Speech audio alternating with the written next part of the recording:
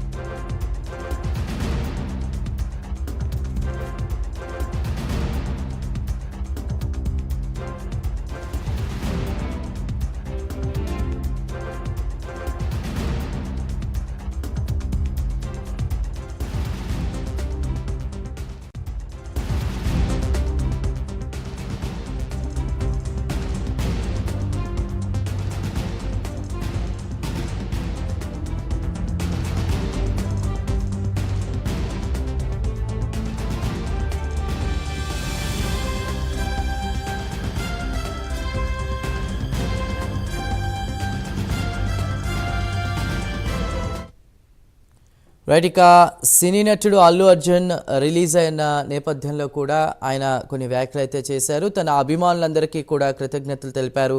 Jail నుంచి విడుదలైన ఆయన జూబ్లీ హిల్స్లోని నివాసానికి చేరుకున్న అనంతరం మీడియాతో మాట్లాడడం జరిగింది. ఈ నేపథ్యంలో ఆయన చేసిన వ్యాఖ్యలు ఒకసారి చూస్తే, నాకు అండగా నిలిచిన వారందరికీ కూడా కృతజ్ఞతలు. నేను చట్టాన్ని గౌరవిస్తా.